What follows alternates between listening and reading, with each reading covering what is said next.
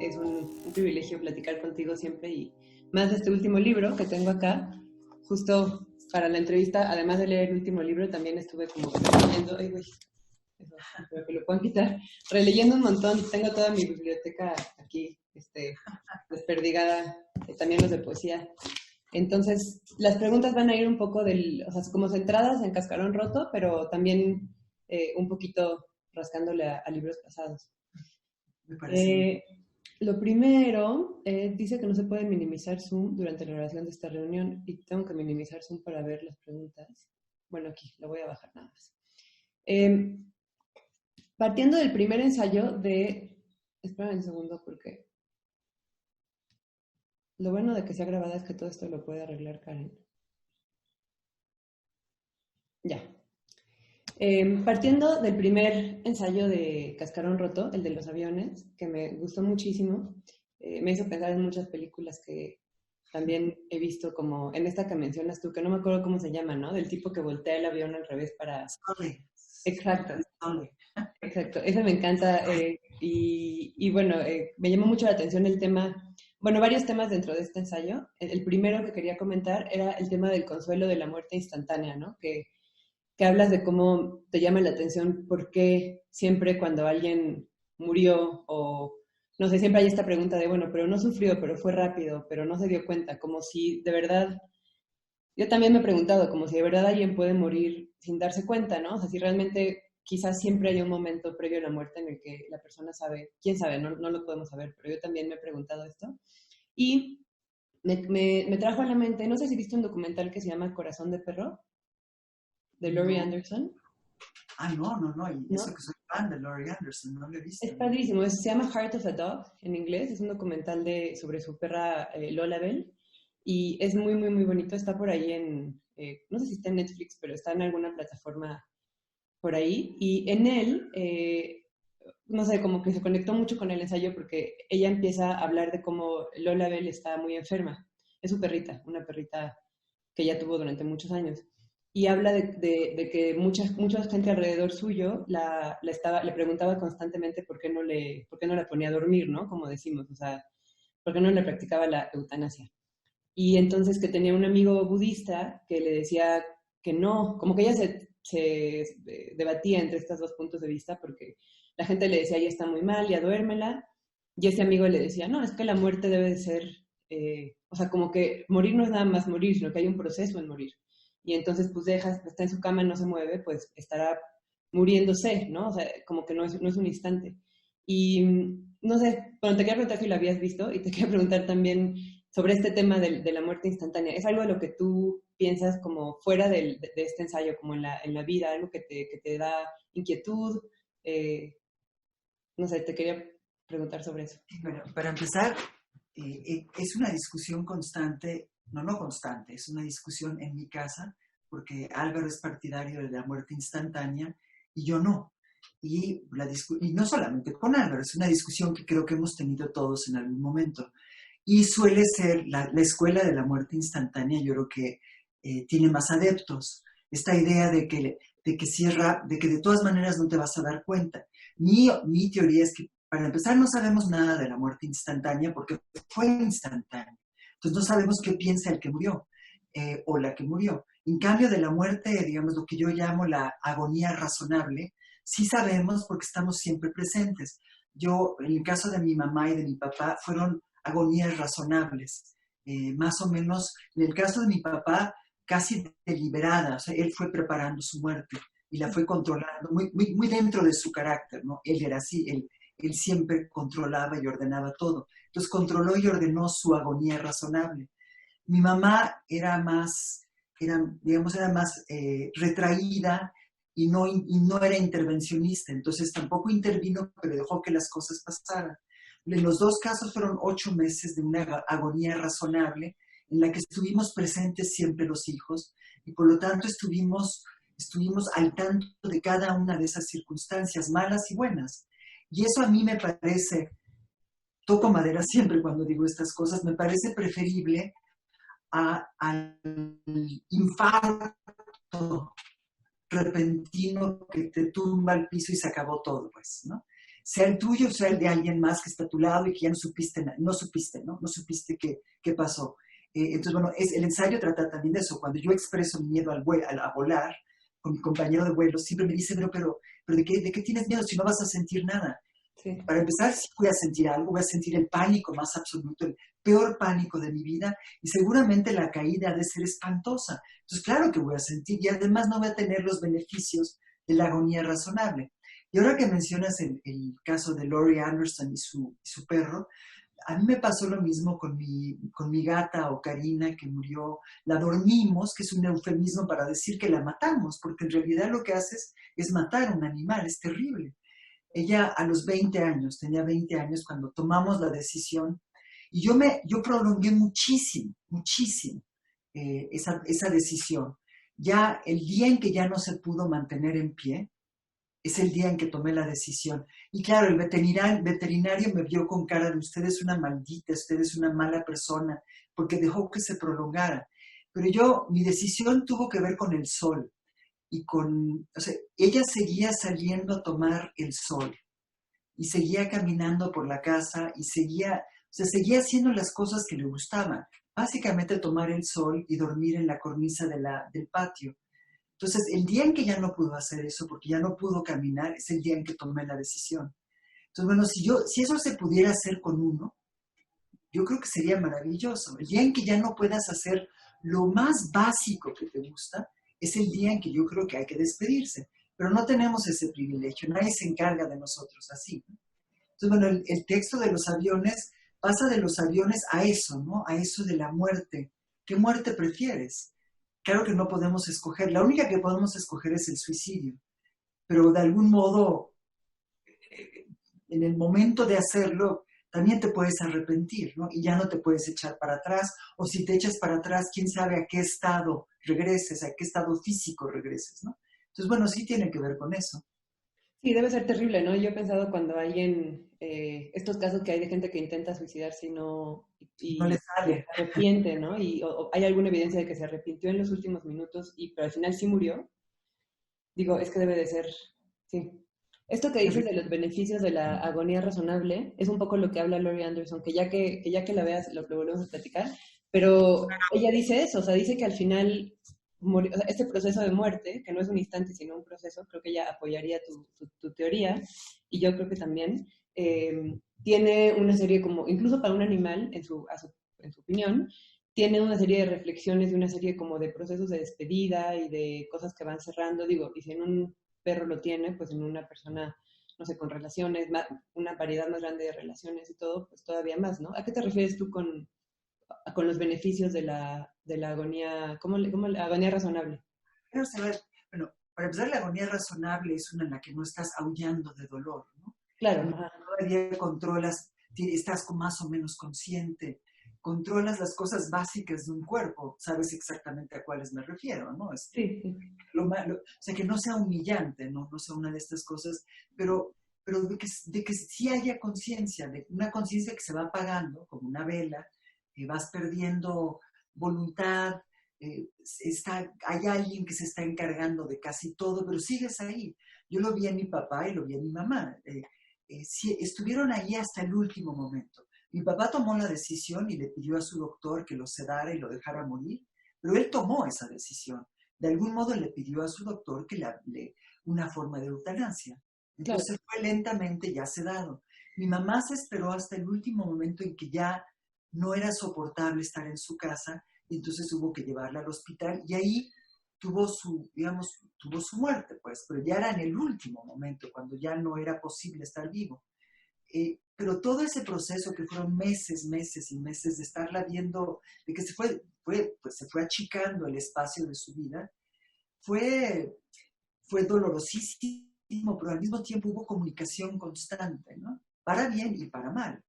Sí, como que cosas suceden, ¿no? Durante ese tiempo. O sea, no es un tiempo, sí, Sigue siendo la vida, o sea, sí, sigue estando, se está muriendo, pero se está muriendo en la vida.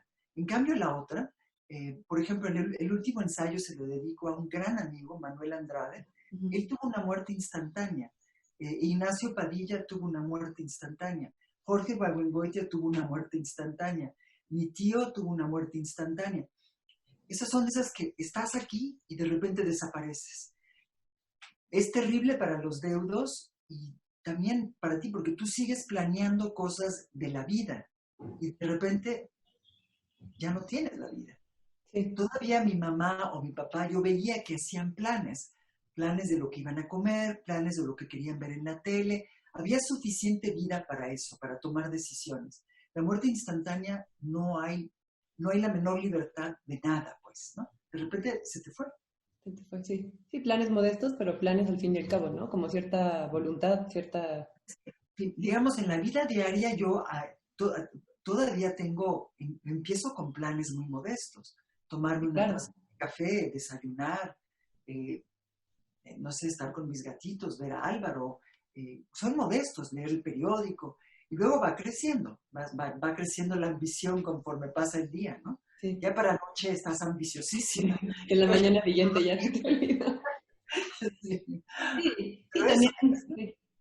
También creo que la felicidad, bueno, ya es otro tema, pero la felicidad también se podría decir, o en mi experiencia, se compone de esos planes modestos, ¿no? De esas pequeñas yo cosas. creo que solamente de esos planes Y lo modestos. otro es como, pues ahí cosas que están, pero sí, o sea, la dicha como común y corriente del día a día, pues es muy así. Exacto, es que tengas un minuto tras otro, ¿no? Exacto, Eh, exacto. no nada más que eso, ¿no? Entonces, bueno, el ensayo trata de aviones, pero también trata de eso, de que puedas seguir aquí. Sí, sí, me gustó muchísimo también de ese ensayo. Ah, hay una parte, voy a citar. Ah, bueno, no, esta no es la parte que voy a citar. Hay una parte que dices que supongamos que mi abuela contrató una medium, ¿no? Para contactar con tu tío.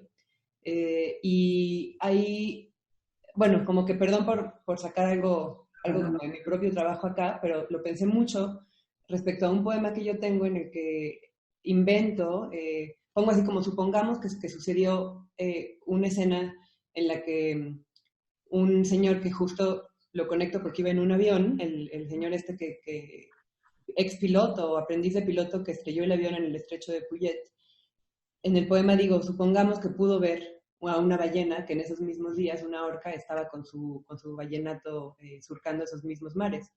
Y me lo trajo de inmediato a la mente porque creo que despierta la conversación sobre la ficción y la no ficción, ¿no? Por dividirlo más como a la gringa un poco en géneros. Y bueno, la pregunta la puse aquí como mucho más elocuentemente. Es esto, si tú piensas que la literatura permite esto, justamente, suponer para continuar, porque en realidad los límites entre realidad e invención son muy tenues, ¿no? Tú lo has explorado en otros, bueno, incluso en el título, ¿no? De la invención de un diario, está un poco ese guiño, creo. Y escribes también de la fragilidad de la memoria en un ensayo de el libro de las explicaciones, la imaginación convertida en recuerdo, donde hablas de fotos familiares, etcétera. Bueno, es algo que creo que has tocado varias veces a lo largo de tu obra, como el tema de los recuerdos, la ficción que hay en los recuerdos, la realidad que hay en lo que inventamos. Y está ahí, me gustó mucho pensar en, bueno, no sé si consultó con una medium, pero como for the sake, ¿cómo se diría? Como para continuar con el ensayo, supongamos que lo hizo. Entonces, ¿qué piensas tú que la literatura permite como eso o qué tenías en mente? Pero para empezar, esta idea que tenemos de que si convocamos a los muertos, van a regresar en el estado ideal en el que como los recordamos, pues, ¿no? O sea, van a regresar vivos, pero en realidad regresarían como murieron, pues. Ese cuento, el cuento este maravilloso déjame buscar la carta, porque es el cuento de Herbert, ¿no? Maravilloso cuento de Herbert, de la pata de mono. Ah, sí. Tienen tres deseos y el tercer deseo de la mamá, porque pierde a su hijo en un accidente espantoso, es una muerte instantánea. Incluso el jefe del hijo le dice, no se preocupe señora, murió muy rápido, no sintió nada. Y entonces todavía les queda un deseo con la pata de mono y el deseo de ella es que regrese su hijo. Y entonces se oye que alguien toca en la puerta y el papá, no es el segundo deseo, perdón, que regrese su hijo. Queda un último deseo. Tocan a la puerta, el papá oye, el señor oye que tocan a la puerta y se da cuenta de que el hijo va a regresar como ese cuerpo mutilado que fue su último momento en la vida. No va a regresar, o en el caso de mi abuela, por ejemplo, mi tío Ted, no iba a regresar como ella lo vio todavía en su casa, un cuerpo perfecto de un joven, no, va a regresar el cuerpo mutilado en un accidente de aviación. Entonces, bueno, de que la literatura permite los desenlaces, digamos, permite seguir con recuerdos truncos, permite seguir con vidas truncas, claro que sí. Digamos, en el caso del recuerdo de la memoria, sí es absolutamente inventiva. Basta con que, no sé, en el caso de una familia, los hermanos, por ejemplo. Yo tengo 3 hermanos, ¿no? Cuando recordamos un episodio familiar en el que estuvimos los 4, cada quien tiene un recuerdo. No se parecen nuestros recuerdos. ¿Qué es lo que pasa? Que la memoria es selectiva y recuerda lo que ese individuo quiere recordar, o la memoria es artista, es literata, es escritora, y entonces inventa los recuerdos que esa persona quiere tener. Yo creo que es una combinación de las dos cosas. También creo que digamos, es una máquina del tiempo la memoria, ¿no? Entonces tú crees que la controlas, además, tú crees que controlas esa máquina del tiempo. No, la verdad es que tú no siempre recuerdas lo que quisieras recordar, y a veces cuando buscas un recuerdo ya no lo recuerdas. Se va vaciando por su propia cuenta la memoria. Eso me parece aterrador. Cómo se va cortando el tiempo de la memoria de cierta parte de tu vida y se va alargando el tiempo de la memoria de otra parte de tu vida y tú no escoges. Y eso la literatura lo que puede hacer es salvarte de esa angustia, de perder la memoria o de recuperar la que no quieres, ¿no? Entonces a eso se refiere también. Por eso la memoria me parece, digamos, ese viaje en el tiempo de la memoria, que parece voluntario, que parece algo que tú controlas, me parece aterrador porque no es cierto. Entonces la literatura ahí es donde interviene de manera consoladora, ¿no? Para llenar los huecos, pues. Sí, y donde el tema de la verdad como que se vuelve muy, muy brumoso, ¿no? Porque la verdad, o sea, incluso lo que te contagian otros de sus propios recuerdos, lo que dices de los hermanos, a mí también me pasa de pronto que me acuerdo, que un recuerdo que pienso que tengo en realidad es el recuerdo de una foto, o sea, de haber Exacto. visto una foto, ¿no? Y uno está muy seguro de que estuvo ahí, o algo que alguien te contó y dices, que yo me acuerdo que, y en realidad alguien te lo contó. Entonces, sí, los límites o sea, en la literatura, por eso como que toda esta cosa que es otro gran tema, ¿no? De la literatura de autoficción y lo que hay de verdad en, no sé, o sea, el pensar que una novela es toda inventada, una novela X, ¿no? No, y que la idea errónea, yo pienso que en la poesía, por ejemplo, o en el ensayo hay pura verdad o pura experiencia o puro, ¿cómo decirlo? Como puro, que el escritor está más puesto ahí que cuando escribe ficción, pues quién sabe, ¿no? O sea, creo que Para nada, ¿no? como que sí, ¿no? No, no, no. En todo caso, digamos, yo hablo solo en mi nombre, ¿no? Para nada sería mi caso. Yo creo que en el ensayo, en el ensayo, por ejemplo, de los aviones, vaya que hay cosas que invento, hilos que jalas para atar cabos que quizá no sea posible, que parece que no puedes atar, pero acabas atando gracias a que hay literatura, pues, ¿no? Y lo Sí, que dices de los recuerdos, sí, en efecto, yo sé que hay recuerdos que no son míos, sino que pertenecen a alguien más que me lo contó, o lo que dices también, la fotografía. Muchas veces tu recuerdo es una fotografía, no una experiencia. Pero ¿qué importa? La diferencia entre fotografía y experiencia sí, ya no importa porque la memoria convierte la fotografía en una experiencia, ¿no? A mí lo que me aterra es la amnesia, pues, cuando vas perdiendo tus recuerdos. Eso me parece lo más aterrador, ¿no? El otro día platicaba con Elisa Díaz y con Sara Uribe acerca del yo lírico, del yo, porque el yo, ¿cómo puedes hacer a un lado al yo para que no esté presente en lo que tú escribes? Y a mí me parece digamos, un privilegio poder deshacerte del yo para que hable otra cosa. Y me quedé pensando en el caso de es una amiga muy cercana, de un amigo muy cercano. Ella tiene como 55 años, Alzheimer, y ella ya perdió a su yo. Entonces, el yo se puede ir. claro. Y esa idea de que tu yo, que tú manejas como si fuera una especie de naipe y lo puedes controlar, el yo se puede ir. Y cuando se va el yo, ¿qué es lo que queda? Uno siempre cree que queda algo, no queda nada. ¿Quién sabe qué lo sustituya? Entonces, cuando hay huecos en la memoria, es como si el yo se hubiera ido momentáneamente, ¿no? Sí, y ahí es Y cuando puedes inventar, ahí es donde donde no te queda más que más que inventar. inventar, A sí. veces de manera desesperada y angustiante, y otras veces de manera mucho más, digamos, imaginativa o luminosa, pues con calma, ¿no? Sí, sí, de acuerdo. Bueno, esta era como un poco cambiando de tema, que también está en ese primer ensayo, es el tema de los viajes, ¿no? En primera te quería preguntar si te gustaba viajar, o sea, esa como una primera pregunta de introducción. Sí, me gusta haber viajado, no me Exacto. gusta viajar, me gusta haber viajado, pero me es cada vez más incómodo viajar.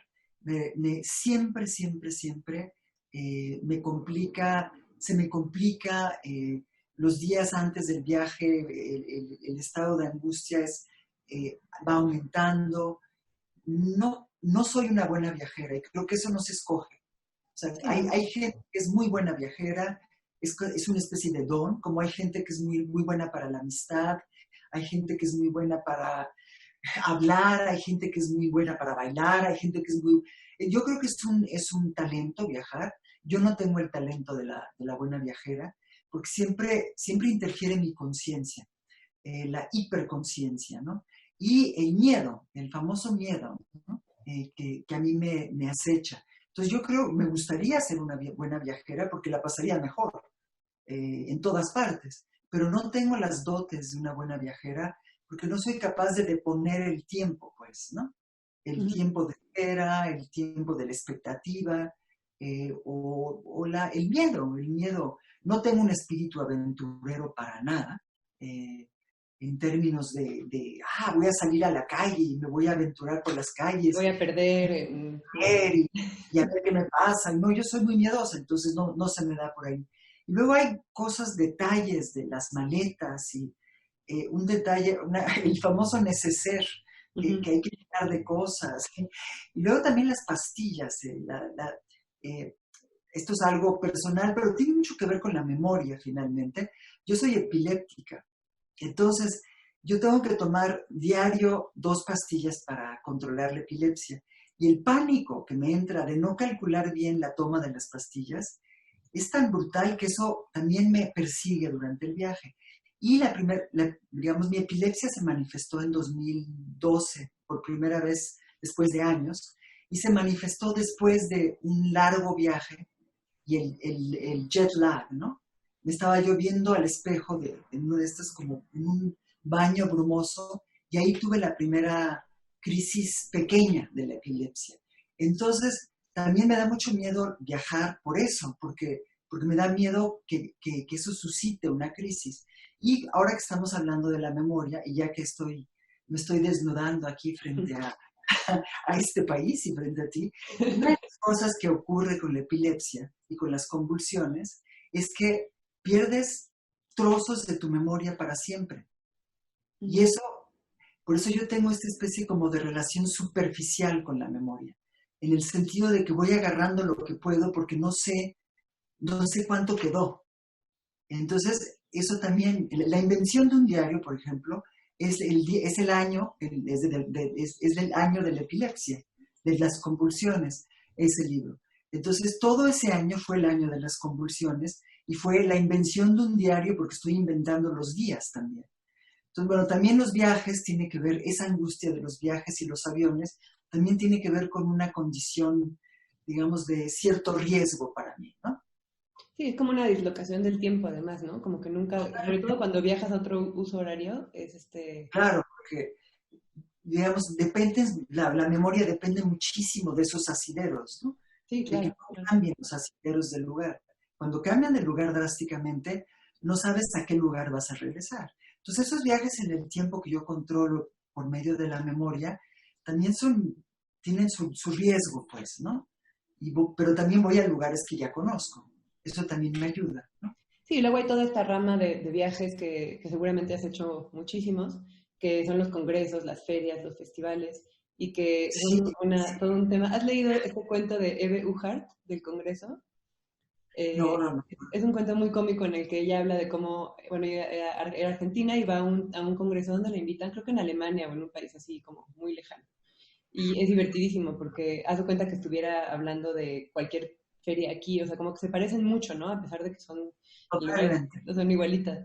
Y esa parte me gustó mucho del ensayo, como que también creo que hay como decir que hay gente que es buena para viajar o buena para no sé, socializar de cierta manera, como que la manera en que uno se tiene que relacionar en estos eventos es muy particular y a mí me panican, también los odio, como que me gusta igual de repente encontrarme a cierta gente que de pronto no veo, pero me gustaría encontrarme a una persona y ya, pero como que esta cosa de ir por los pasillos de una feria y sentir que no puedes fallar, ¿no? Porque qué tal si saludas mal a alguien o saludas demasiado bien a alguien, lo voy a incomodar.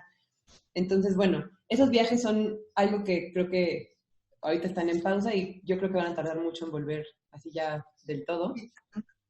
Es una ficción esta idea de que todos los escritores nos queremos ver y nos queremos mucho y nos llevamos bien. Sí, no, no. Una ficción, porque no es así. En general uno siempre hay una rivalidad a flor de piel se va despertando en los congresos, ¿no? A quién le va mal, a quién le va bien, a quién le va regular. Viste cómo se veía, viste qué playera traía. Sí, todo eso, estamos todos bajo observación. Bueno, a veces es inevitable, sobre todo cuando, digamos, la editorial en la que estás publicando te pide que lo hagas y pues, ni modo que no lo hagas. Sí. Pero yo sí voy, no soy viajera frecuente a congresos y ferias y festivales, y me parece que el texto que cito de Ibargüengoitia es canónico en el sentido de que no ha cambiado. Siempre es lo mismo, estamos hablando, además son congresos humanistas donde se expresa un gran amor por la humanidad, y los escritores expresan sus buenos deseos, y siempre la hermandad latinoamericana o la hermandad mexicana, y bueno, las mujeres por un lado, y luego los pueblos originarios por el otro, y todos nos juntamos y hablamos bien los unos de los otros, y Sí. es muy difícil no verlo con una mueca de escepticismo, ¿no? ¿Qué va Sí. a quedar de todo eso? Ahora, también como dije que hay muy buenos viajeros, hay muy buenos participantes profesionalísimos Ah, no, de hay fe gente que está en su elemento. y lo hace de maravilla y está siempre brindando y se están abrazando mucho en los pasillos y se van a ver, se ven en todos los festivales. Yo creo que el cuento este de Ignacio Padilla, que cito, no es una novela corta, Uh-huh. del viajero frecuente, yo creo que es una ironía tremenda de lo que él seguramente ya estaba viviendo, porque los participantes en congresos, ferias y festivales se convierten en viajeros frecuentes. Acaban cobrando sus millas y Ah, no, hay, sí. entonces también hay algo así como de, te conviertes en vendedor de literatura, en fin, a mí es un formato que me cuesta trabajo, digamos, no lo manejo con soltura, pero no manejo casi nada con soltura. ¿Eh? Entonces, Pero para nuestra fortuna yo creo que va a tardar en volver, ¿no? Como que siento que es una vida o sea, por donde lo veas, por COVID, pero también por temas de como conciencia medioambiental que ahora yo creo que hay más, o sea, porque volar es muy, digo, esto es otro tema completamente, pero volar tiene un impacto muy grande en el medio ambiente y de pronto creo que hay muchos vuelos y viajes que la gente va a poder como con más confianza no aceptar, o sea, con yo toda esta creo que situación nueva. sobre todo por el tema económico mata Además, sí, lógico. Yo creo que más bien para sí, muchos todo libros se van a dar cuenta que este formato de Zoom funciona. funciona y sale 1000 veces más barato, ¿no? Sí, como algo mixto, ¿no? Como algo mixto. Hay gente a la que sí da, que serán los más famosos, los más llamativos, y luego habrá gente como yo que pues, va a estar muy contenta en su casa participando por Zoom. Y ni siquiera te vas a dar cuenta de cuánto público hay, porque luego también a mí me tocó ir a las ferias, bueno, maravillosas ferias que organiza Almadía en Oaxaca, y tú llegas a tu presentación y está llenísimo el foro, porque está alguien famosísimo. Y tú crees que ese público también se va a quedar para ti. Eres todavía lo suficientemente ingenua para creer que se van a quedar porque tienen interés. Y no, de repente te acercas tú a tu mesa de presentación y se va vaciando, vaciando y vaciando y quedan unos 10. Sí. Entonces, bueno, esas cosas que siempre son un poco incómodas y que tratas de tomar como con buen ánimo, pues ya no, igual no las vas a tener que enfrentar. Todo eso ocurre además de los vuelos que son terribles, te tienes que enfrentar a esa especie de reality check absoluto, ¿no? de qué ocurre contigo en la literatura, ¿no? Sí, sí, absolutamente. Creo que va a ser un buen formato mixto y que Sí. muchas cosas juntas se van a cambiar. Voy a pasar un poco al ensayo de la amistad de este mismo libro. Y bueno, primero, de este ensayo lo que más me gustó, y lo sigo pensando, lo leí el libro hace como 3 semanas, lo sigo pensando, es el tema de la amistad y la mentira, de cómo hay esta idea de que una buena amiga o una verdadera amistad consiste en decirse siempre la verdad, ¿no? Cuando yo creo, o sea, estoy de acuerdo, bueno, ahí es como lo tocas brevemente, pero sí, o sea, en primera hay el tema de quiénes son los verdaderos amigos y quiénes son los amigos como de ocasión. Y luego está que justo yo creo que las amistades más duraderas consisten mucho, como las relaciones de pareja, de amigos, de familia, en elegir cuándo, pues mejor no, ¿no? O sea, cuáles verdades dices y cuáles como que no tienen demasiado sentido. Y la primera pregunta que tenía era, bueno, es que son dos preguntas. La primera era este tema de la mentira, también como muchas amistades han sido, yo creo que un poco idealizadas y como hechas un mito, por ejemplo, entre Montaigne y de Abatier, que mencionas un par de veces. Yo leí en una biografía así muy gorda que compré de Montaigne hace un par de años, que este biógrafo suyo, Philippe de Sand, que es como un biógrafo importante suyo, su teoría, después de estudiarlo muchísimo, es que era una amistad súper inventada. O sea, que realmente fueron, además de que fueron amigos muy poco tiempo, era una amistad que se usó, o sea, que era una invención completa de Montaigne para hablar de la amistad, usar a este personaje, pero que realmente no había demasiado fondo, ¿no? Detrás de eso. Entonces, bueno, ¿has escuchado esa teoría de que era... Sí, en el sentido de que además la poesía era, digamos, era menor que en el sentido, o sea, el mero era Montaigne, y en el de las amistades muy cortas pueden ser intensas sin tiempo suficiente como para que se vayan llenando de detalles no siempre agradables. Lo que, digamos, en el caso de este ensayo, lo que pongo precisamente es eso. Todas las teorías de la amistad, todas hasta la fecha, idealizan enormemente la amistad y la convierten en una especie como de relación en donde todo lo que sucede es bueno, porque las amigas, los amigos se comportan siempre muy bien, se dicen lo que piensan, no les importan los desacuerdos, nunca se sienten porque se entienden perfectamente bien y nada de eso es cierto, ¿no? Yo creo que no hay encuentro con amigos o amigas en que no ocurra algo que no te gusta o que no me gusta o que algún disgustito, algún malentendido. Entonces, bueno, en mí, además, yo me estoy planteando no como la víctima, sino como la persona que arruina amistades, precisamente por temperamento, porque digo lo que no debo decir, porque planteo desacuerdos, etcétera, etcétera, etcétera. Pongo en riesgo la amistad muy seguido, ¿no? Y empiezo con digamos, la definición de los clásicos, que es, bueno, sobre todo es Aristóteles, ¿no? Y lo que digo es que esa definición de Aristóteles, de la amistad como una forma de bondad, que no puede darse más que entre personas buenas, Entre sigue hombres. siendo vigente hasta de Agamben y Nancy, cuando hacen su experimento sobre la amistad, siguen usando la definición aristotélica de la amistad.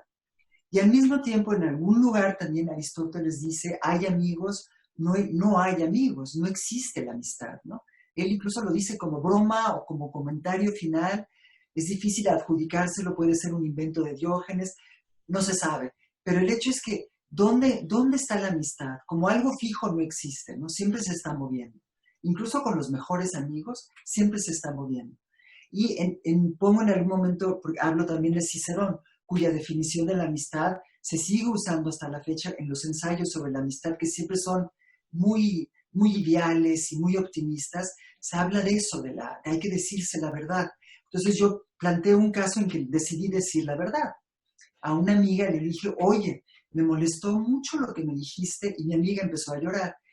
Entonces, vale la verdad. ¿Qué significa la verdad? Además, la verdad solo tiene sentido si la dices a tiempo.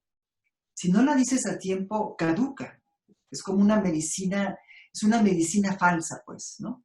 Porque tiene una fecha de caducidad casi inmediata. Sí. Entonces, también yo planteo mi torpeza de decir, bueno, oye, creo que de esa cosa patética que tengo yo de por qué no nos sentamos a hablar de lo que ocurrió la vez pasada. Porque creo que hubo un malentendido, creo que nos dijimos algo, que yo dije algo que no debería haber dicho, y nadie se maneja así, nadie tiene tiempo para empezar, para esas reuniones que yo me planteo en términos ideales, porque además nadie tiene ganas, nadie recuerda, como hablábamos de la memoria, mi recuerdo de lo que salió mal no es igual a tu recuerdo de lo que salió mal. Igual para ti no salió mal. Yo tengo una memoria pesimista, que digamos, me cebo con las cosas que salieron mal. Y las cosas que salieron bien para mí pues, no tienen mucha importancia porque se cuidan solas. Pero las cosas que salieron mal yo me siento responsable. Entonces siempre las quiero componer. Las famosas visions y revisions de T.S. Eliot, ¿no? Y que te pones a revisar y a palomear y a tachar, como si fuera un guión. Pero la amistad no tiene un guión, ¿no? Siempre, la siguiente vez es la primera vez, siempre. Aunque haya mucha historia, es la primera vez. Y es un poco digamos, es lo que planteo en este ensayo sobre la amistad, ¿no? Sí, en realidad hay muchos amigos y amigas que a mí me pasa que me caen muy mal, o sea, que me caen mal todo el tiempo, pero que tengo, sobre todo amigos viejos, ¿no? Amigos como de la primaria, de la secundaria, que digo, si te conociera ahora mismo, o sea, me caerías gordísima, pero pues ya te quiero, ya ni modo, como que ya hay un vínculo que ya no tiene que ver con la simpatía ni con sí, ni con las cosas en común, sino con el tiempo, ¿no? Como que ya se cristalizó, ya, sí, eso pasa, yo creo. Y también creo que ha habido una cierta en los últimos años yo he sentido que ha habido una cierta como idealización de la amistad entre mujeres, ¿no? O sea, como esta idea de la sororidad que yo no acabo de entender muy bien qué es. O sea, entiendo, ¿cómo decirlo? Cuando se usa en términos de hay que apoyar, hay que escuchar, como todo eso lo puedo entender, pero no entiendo por qué además tenemos que ser amigas todas, ¿no? Como que sea la amistad. ¿Y tú, cómo lo has vivido en el sentido, o sea, tú crees que la amistad, es algo a lo que yo le he dado muchas vueltas, crees que la amistad entre hombres, o sea, tuya con hombres, o entre mujer y hombre, o entre hombre y hombre, sea distinta a la amistad entre mujeres? Porque también hay esta idea muy insistente de que las mujeres no saben ser amigas, ¿no? Que también me parece que está equivocada, o que somos envidiosas, o que queremos destruirnos, o etcétera. Yo creo que no, ¿no? Creo que entre personas, pues, hay todo tipo. Planteas varios temas. Por un Sí, lado, la sororidad, yo lo plantearía más bien en términos de solidaridad puntual, ¿no? O sea, no por ser género dejamos de ser individuos, pues, ¿no? Dejamos de ser personas. Entonces, obviamente no tenemos por qué ser amigas instantáneas solo porque somos mujeres, ni por qué caernos bien solo porque somos mujeres.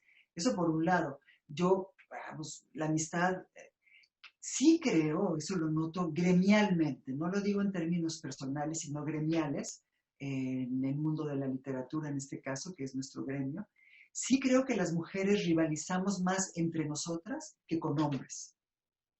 Lo digo, por ejemplo, en el caso de los premios literarios.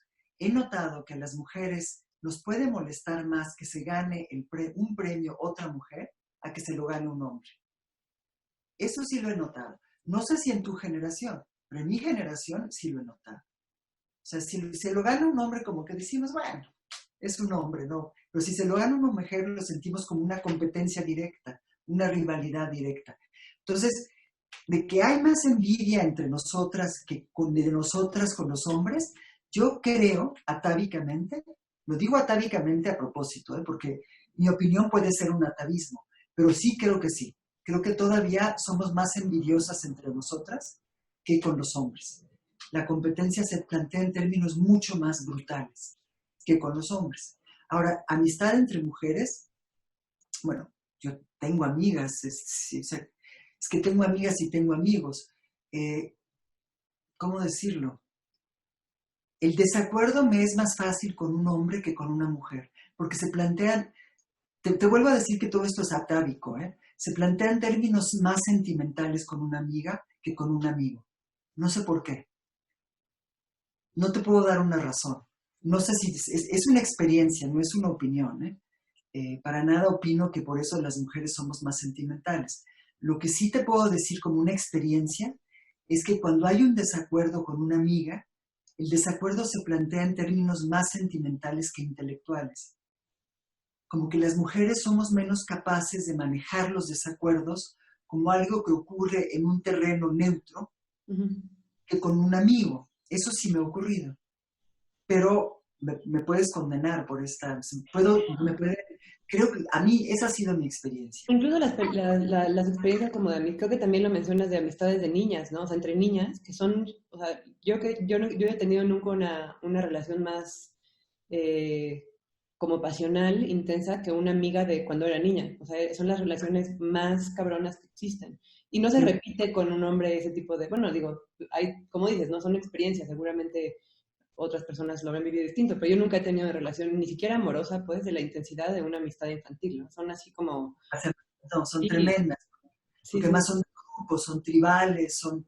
Yo recuerdo las cosas, además los ritos de iniciación. O sea, lo que hacíamos las amigas con una mujer, con otra, una chica que quería entrar en nuestro grupo, los ritos de iniciación, las crueldades, las exclusiones, los secretos, o sea, todos esos códigos de amistad, que además son los códigos de la amistad.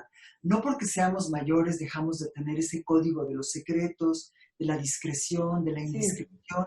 Por ejemplo, el que alguien te cuente un secreto, yo por eso soy cautelosísima con contar secretos, porque tú al contarle a una muy buena amiga, tu mejor amiga, un secreto, le estás dando un poder incomodísimo a esa amiga o ese amigo, ¿no?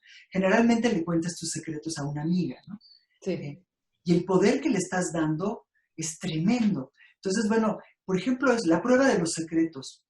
Yo creo que esa es la prueba máxima de una amistad y yo creo que no hay que ponerla a prueba con un secreto, porque ahí es donde de veras se te puede ir de las manos.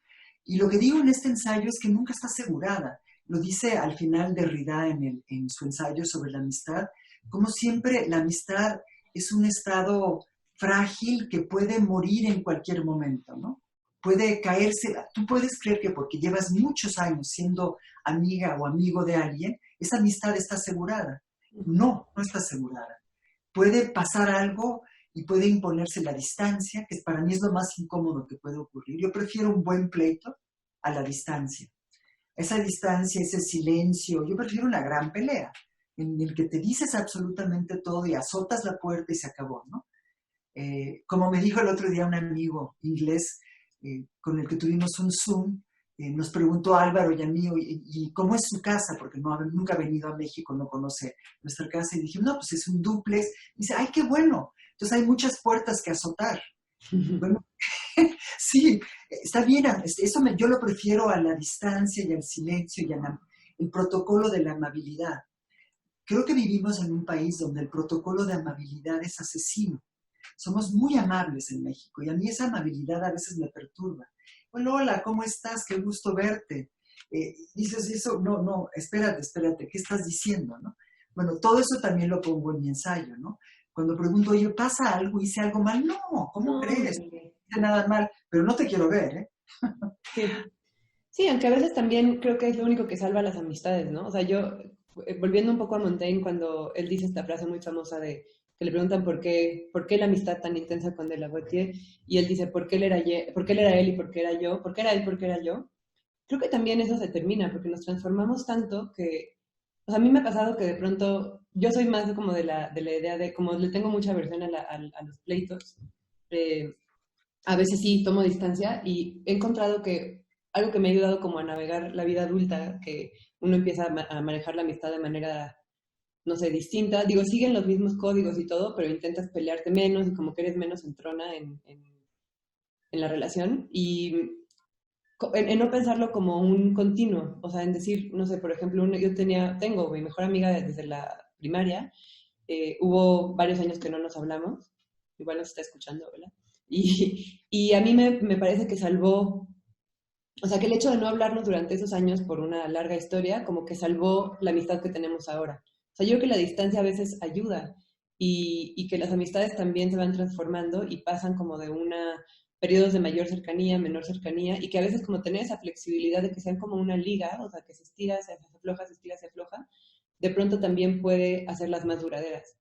Porque si estiras, estiras y estiras, se rompe más fácilmente. creo que lo que ocurre muchas veces con la distancia, yo no sé manejar bien la distancia, pero sí sucede, la amistad regresa al lugar que quizá es ideal, que es la superficie.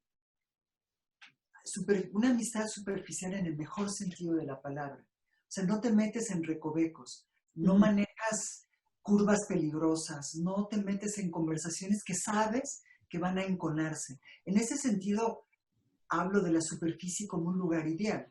Quizá la distancia lo que permite es que regreses a la superficie, que no te mantengas en esa hondura de la amistad profunda, que es muy incómoda la amistad profunda, porque te estás como constantemente molestando, lastimando, incomodando, por mil cosas que ni valen mucho la pena. Llega un momento que incluso la manera en que come la otra persona te puede molestar, la manera en que guardas silencio te puede molestar. O sea, es increíble cómo otra persona a la que tú quieres mucho te puede molestar. Entonces, ¿qué significa querer mucho? Eso es lo que planteo en este ensayo. ¿Qué significa querer mucho a alguien que te cae de repente tan mal? Sí, que te puede irritar tanto, ¿no? Puede irritar tanto. Te puede irritar su forma de masticar, de agarrar el tenedor, de agarrar la servilleta. Porque finalmente, ¿qué hacemos? ¿Yo qué hago con otras personas? Salgo a comer, a tomar un café. En realidad no estás conviviendo más allá de eso, ¿no? Al menos que viajes. Y en los viajes suceden cosas mucho peores, ¿no? Entonces, todo eso es lo que sale a flote en una amistad. E igual lo que tú dices, la distancia permite que lo que salió a flote vuelva a sumergirse y te mantengas en la superficie, ¿no? Sí, por un rato y aunque sea, y a veces vuelve, como en otras circunstancias, a... Yo creo que también, como en el caso de los viajes, tú no escoges. O sea, eso tiene mucho que ver con tu temperamento.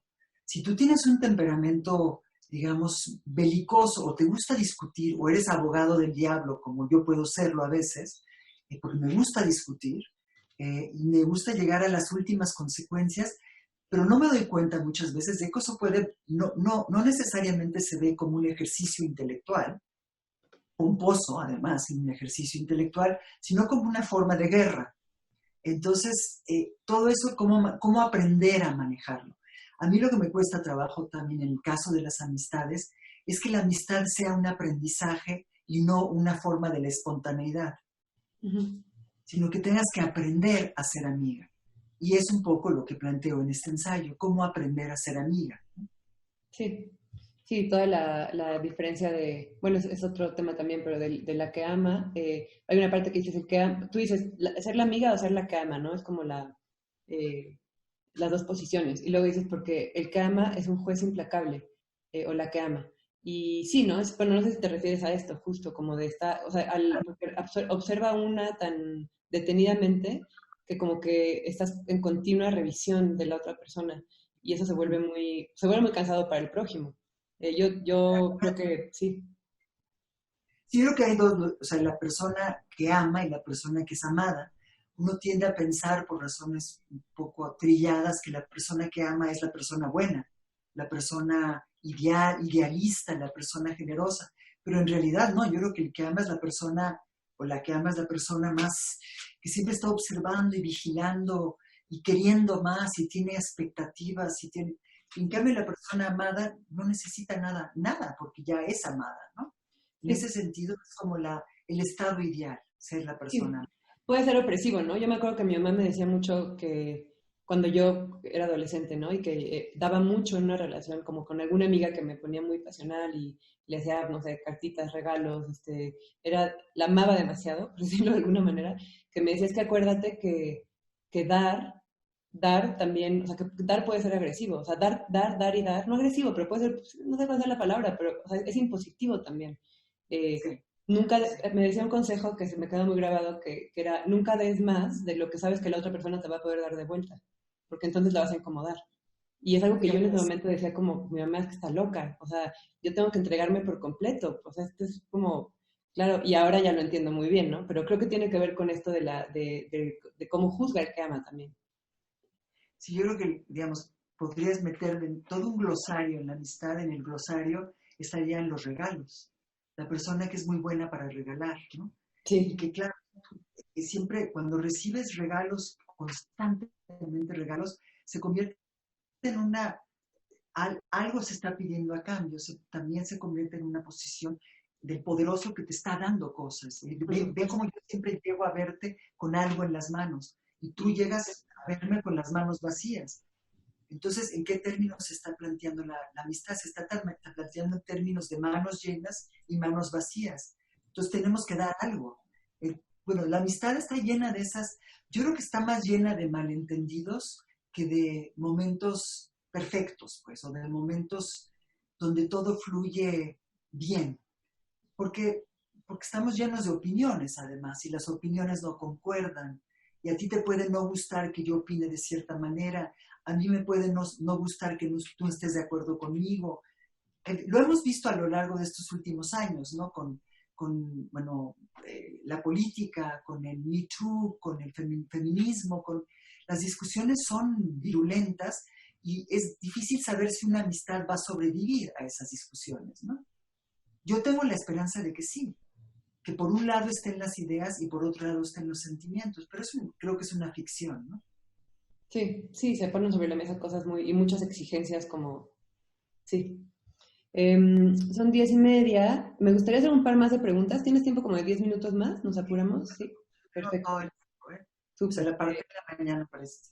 Sí, súper, perfecto. Es que creo que como que quisiera tocar dos temas que no son de este libro, pero que igual para también cerrar con algo distinto. Y, a ver, déjame ver.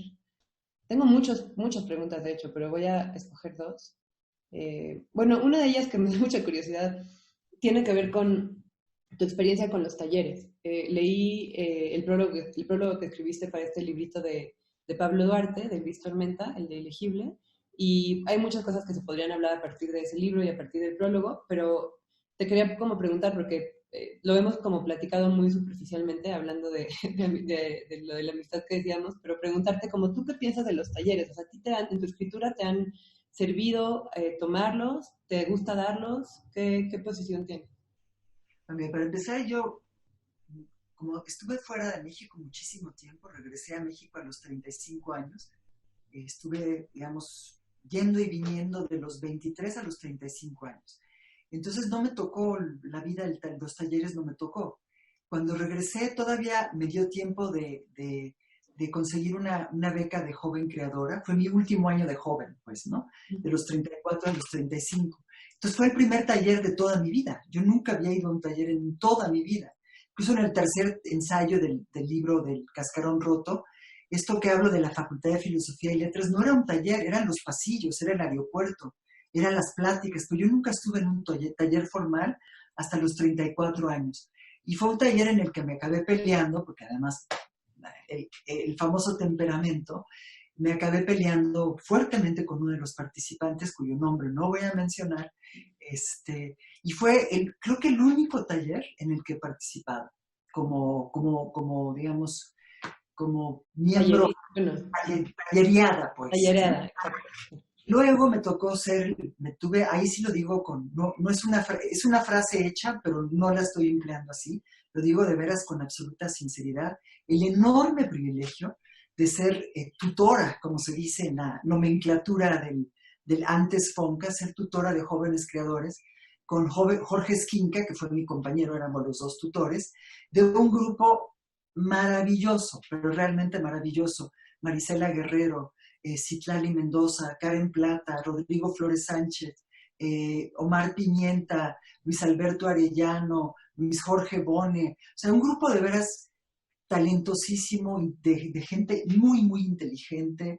Para mí fue increíble, realmente fue como yo regresaba transfigurada, incluso Álvaro se burlaba de mí porque decía, uy, otra vez vienes transfigurada.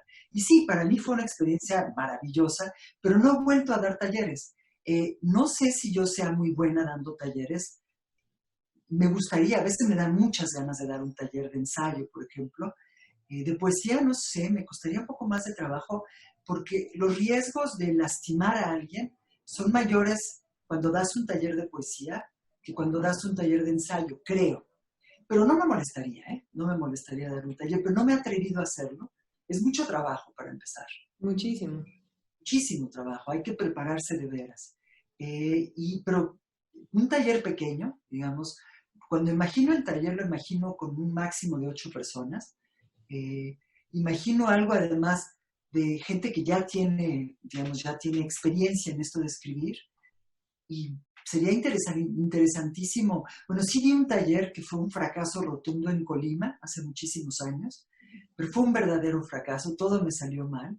Y pasé muchos días en Colima dando vueltas por la plaza y fue una experiencia, la gente fue maravillosa en el taller, pero yo fui un fracaso, no la gente, yo como tallerista.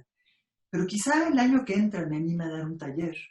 Igual No es también lo sé. del temperamento que decías, ¿no? Yo creo que hay gente que es muy buena tallerista. Yo creo que tú serías muy buena, la verdad digo, no lo sabemos porque nunca, si abres un taller yo seguramente entraré, pero, pero sí creo que hay gente que es muy buena, hay gente que escribe muy mal y que es muy buena dando talleres, y hay excelentes escritores que no dan una, ¿no? Creo que es algo como muy, no Pues sé, sí, finalmente es una situación social, ¿no? Entonces tienes que tener marginal. tablas para relacionarte. Y luego también, pues eso, eres maestro y no todo el mundo es maestro, ¿no? Puedes saber muchas cosas, pero no saber cómo transmitirlas. Entonces, Exacto. tiene que ver con eso. Yo creo que sí me voy a lanzar en algún momento porque tengo ganas de ver qué ocurre, pero me da miedo también, porque si ahí no hay manera de echarte para atrás, estás ya metida, o sea, inmersa en la situación taller, llevas media hora ahí, te falta todavía otra media hora y tienes que hacer algo, ¿no? Sí. Entonces, sí me da un poco tiene algo de teatro el taller, ¿no? De una obra de teatro. Entonces, si no sabes hacerlo bien en ese momento, pues el público se va a desesperar, ¿no? Sí, de hecho Pablo lo dice en algún momento que me gusta mucho esa parte que, ay, ¿cómo era? Es que no me acuerdo literal, pero en el libro este ilegible, Pablo Duarte dice que a veces el taller se siente como que la gente está llegando a los ensayos, ¿no? O sea, que la Sí, gente está entrando a los ensayos de una potencial obra de teatro, pero ¿por qué me están viendo en el ensayo? Espérense que termine como ya el show final. también Pero por eso me sí, gustó mucho ser sí, participante del taller de Pablo Duarte, porque todo era clandestino. En su taller era clandestino y mi participación era clandestina. En ese sentido era un taller ideal, ¿no? Porque exacto. todo era como, estábamos escondidos los dos, ¿no? Sí, está muy bien, la verdad, ese librito, me gustó mucho. Padres. Y para terminar y no pasarnos demasiado del tiempo, me voy a saltar varias preguntas que tenía, que igual en otro momento tenemos chance de hacerlas. Y era, en el libro de las explicaciones hay un ensayo que me gusta mucho, que es como una especie de defensa del pesimismo o de reflexión sobre el pesimismo, en donde dices que, según Cioran, a pesar de que escribir le resultaba inútil y laborioso, lo hacía, y aquí cito, porque las obsesiones expresadas quedan debilitadas y de cierto modo superadas. Eso o sea, sí, es algo que me pregunto, ¿no? Si realmente, yo es algo que pienso, que al escribir me libero de lo escrito de alguna forma, porque lo reacomodo, lo digiero, ¿no? Por usar así una palabra muy más biológica, lo digiero, lo reacomodo, lo pongo en diferentes términos, lo repienso, y de cierta forma sale de mí y al salir de mí como que quedó expresado y lo que dice él, ¿no? O sea, quedan las obsesiones expresadas quedan debilitadas. Por otro lado, también creo que al escribir, al menos yo me encuentro volviendo una y otra vez a los mismos temas de otras maneras, ¿no? Ahora, por ejemplo, estoy escribiendo una novela que nunca había escrito narrativa, estoy intentando escribir una novela y en la que, larga historia, pero ahora la protagonista terminó siendo una perra. Y digo, bueno, es que estoy buscando la manera de escribir sobre perros, que es un tema que me gusta muchísimo, como ahora de otra manera, ¿no? He escrito algunos poemas, he escrito algunos ensayos y ahora como que digo, ¿qué tanto realmente quedan debilitadas esas obsesiones al estar expuestas y qué tanto como que se van reforzando entre más uno escribe de ellas? Entonces, bueno, eso por un lado. Voy a hacer como dos preguntas en una. Eh, y la otra pregunta ya final es si tú te consideras pesimista y cómo eso te ha funcionado como en este año, ¿no? Que ha sido tan particular. Bueno, la primera pregunta de que si te liberas de una obsesión porque la expresas, yo que soy de un carácter absolutamente obsesivo, te diría que no. Que es como el papel de donde se pegan las moscas, así son las Ah, obsesiones. Si tú tienes una mente obsesiva, siempre se va a pegar. O sea, te puedes liberar de una y se va a pegar otra, ¿no? el tema de la obsesión es lo de menos, el problema es ser obsesivo. Entonces, bueno, siempre puedes desechar una obsesión e inmediatamente se pega otra, ¿no? ¿Por qué? Porque, porque las buscas, no sé. David Foster Wallace dice algo que me gusta mucho acerca del carácter del paranoico. Dice, bueno, en efecto, el no paranoico te puede decir que no todo, que las cosas no están conectadas entre sí, que no hay por qué pensar en términos conspiratorios, pero es igualmente absurdo pensar que las cosas no están conectadas entre sí, que nada está conectado entre sí. Digamos, los dos extremos son absurdos. Las cosas también pueden estar conectadas entre sí. Entonces, el carácter obsesivo, que de alguna manera es paranoico, tiende a pensar que las cosas están conectadas entre sí y que además tú eres la sede de la conexión, ¿no? Tú eres la sede de la obsesión. Entonces, en el caso de, digamos, alguien como Cioran, que manejaba el dilema que planteo en este ensayo sobre Cioran, es el dilema de que el pesimista acabe teniendo éxito. Entonces, ¿qué significa para el pesimista el éxito? O sea, si tu mensaje es que todo es mal, todo está mal, que todo es un desastre y que va a estar cada vez peor, ¿qué significa tu éxito? Sí. Porque si realmente a ti te fue muy bien y te va cada vez mejor con un mensaje muy negativo.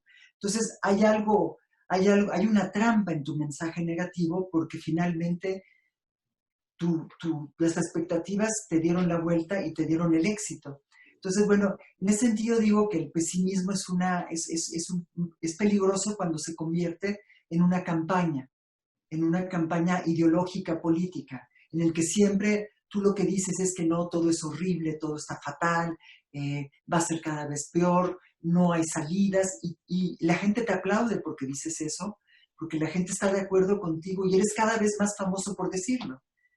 Entonces, bueno, ¿dónde quedó el pesimismo entonces, no? Ese es el tema de Cioran. Ahora, en el caso de este año en especial, ya no es ni siquiera un año, es un año y 4 meses, ya 3 meses por ahí, ¿no? ¿Soy pesimista? Yo diría que soy escéptica, más bien, no, de que sea optimista, digamos, me costaría tanto trabajo ser optimista a ultranza como ser pesimista a ultranza, ¿no? Decir todo va a salir bien me cuesta tanto trabajo como decir todo va a salir mal, ¿no? Yo iría caso por caso. Ese sería un poco mi ideal sería vamos caso por caso. Lo que decíamos cuando empezamos, ¿no? ¿Qué es lo que esperas? Lo que esperas es poder tomarte tu café, poder leer tu periódico, poder leer el libro que estabas leyendo, o sea, lo que sigue, que lo que sigue salga bien, ¿no? En eso consiste mi optimismo. En eso consiste. Y mi pesimismo consiste en que quizá no salga, en que no tienes la menor certeza de que esas cosas pequeñas van a seguir saliendo. En un país como México, además, el pesimismo está casi asegurado, porque en cualquier momento puede temblar, cosa que a mí me parece aterradora. Vivir en una ciudad donde en cualquier momento puede temblar, a mí me provoca cierto pesimismo, miedo constante. Luego, el agua. En cualquier momento, es más, en una semana nos van a dar un anuncio terrible sobre el agua porque estamos con las presas cada vez más agotadas. Bueno, entonces está el agua. Luego la luz se va a cada rato. Entonces, ¿cómo mantienes el pesimismo, el optimismo en un ambiente así? Pensando quizá que hay gente que vive así todo el tiempo, quitando el elemento de los temblores, que eso sí no es controlable, ¿no? Esto no está en manos de nadie. Bueno, ahí es donde, en esas circunstancias, cómo manejas el optimismo y cómo manejas el pesimismo. Yo creo que estableciendo un justo medio de esperanza, pues, ¿no? O sea, yo todos los días me digo, espero que no tiemble, espero que no se vaya la luz, espero que no me dé un patatús, espero que no me dé coronavirus, que es mi nuevo deseo, espero que no se vaya el agua, que no se acabe el agua, y espero que todo salga bien. Y eso es como mi mantra cotidiano. Hoy, ¿no? O sea, hoy, día de hoy. Por eso también la muerte instantánea me parece tan chocante, porque precisamente es el día de hoy. Solo es el día de hoy. Entonces, sería horrible morirse el día de hoy, ¿no? Sí. Y la muerte, digamos, la agonía razonable no es el día de hoy, sino que es toda una serie de días todavía, ¿no? Sí, en la que te vas dando cuenta, ¿no? Sí, todavía ves la luz, oyes a los pájaros, esas cosas que yo me despierto muy temprano, cada vez más temprano, y me encanta salir a mi patio a tomar café. Bueno, y esas cosas me entusiasman. Sí. Escuchar las hojas, las ardillas, los pájaros. Suena un poco cursi, pero a mí me entusiasman No, pues muchísimo. es la Ponen vida. de mal humor. Entonces, que eso siga, para mí, en eso consiste mi optimismo, en que eso siga. Sí. Ya lo demás, Sí. no Sí, en puedo una decir. crisis que ha trastocado como justo cosas muy, muy de todos los días, ¿no? O sea, que ha arrebatado como momentos, no sé, eh, de la cotidianidad, o sea, que se ha metido como en lo más hondo de todo.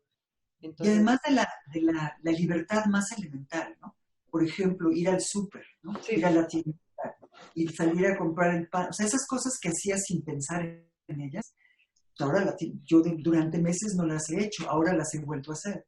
Y volverlas a hacer, ahora me parece así como, caramba, voy a ir al súper.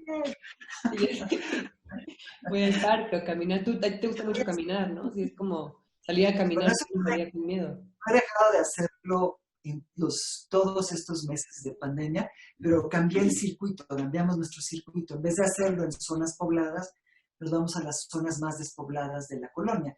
Que la colonia del Valle es muy fácil porque no es una zona, no es una colonia llena de peatones como la Condesa, ¿no? Sí, Entonces, eso sí se ha podido hacer, ¿no? Pero yo creo que hemos mantenido un equilibrio porque finalmente tampoco es como si hubiera tenido una vida social de antros, de fiestas, de constantes actividades. No, sí era una vida muy parecida a la que tengo, pero no con esa amenaza tan brutal de que cualquier contacto con el prójimo puede resultar en una enfermedad, ¿no? ujú. Sí, pues muy bien. Me gustaría mucho, tengo varias preguntas más y me gustaría mucho seguir platicando, pero guardamos las demás para otra ocasión.